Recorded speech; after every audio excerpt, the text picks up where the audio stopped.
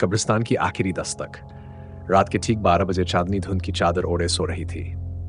सन्नाटे में सिर्फ चींगुरों की आवाज और दूर कहीं किसी उल्लू की रहस्यमयी हूक गूंज रही थी। उसी सन्नाटे को चीरते हुए रोहित और उसके 3 दोस्त अमन, विशाल और कबीर पुराने कब्रिस्तान की टूटी फूटी लोहे की गेट के पास खड़े थे। भाई, ये सही आइडिया नहीं है, अमन ने धीमे स्वर में कहा।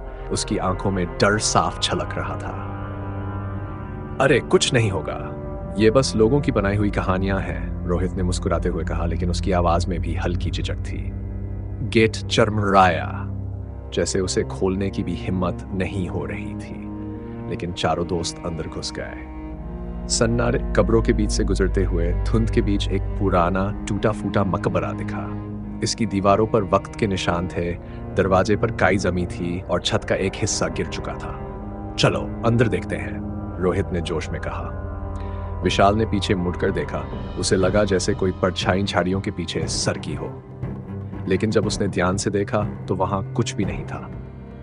यहां कुछ गड़बड़ है, विशाल ने फुसफुसाकर कहा। रोहित ने बिना सुने ही मकबरे का दरवाजा धक्का देकर खोल दिया। अंदर घुसते ही तेज ठंडी हवा का झोंका आया, मानो किसी ने दरवाजा उनके लिए खोला हो। एक अजीब सी गंध हवा में तैर रही थी, कुछ सरागला, कुछ लोहे की तरह, शायद खून की गंध। मकबरे के बीचों बीच एक पुरानी कब्र थी, जिस पर ताजा लाल रंग के हाथों के निशान उभरे हुए थे। ये ताजा कैसे हो सकते हैं? रोहित ने कांपती आवाज में कहा। अचानक मकबरे के अंदर से 3 धीमी मगर ठोस दस्तकें सुनाई दी। ठक ठक।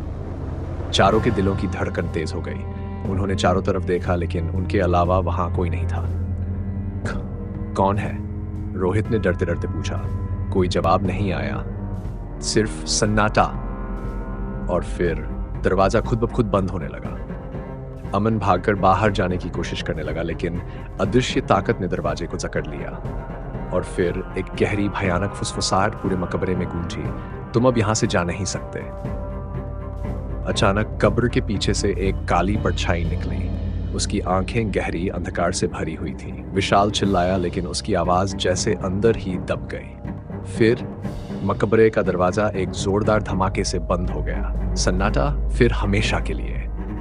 कब्रिस्तान फिर से शांत हो गया। सुबह जब चौकीदार ने मकबरे का दरवाजा खोला तो वहां कोई नहीं था। सिर्फ जमीन पर 4 जोड़ी ताजा जले हुए पैरों के निशान थे, जो मकबरे के अंदर जाते थे लेकिन बाहर नहीं आते। रोहित और उसके दोस्तों को फिर कभी किसी ने नहीं देखा। क्या तुम कभी ऐसी जगह गए हो, या कोई ऐसी डरावनी घटना तुम्हारे साथ घटी है? कमेंट में बताओ।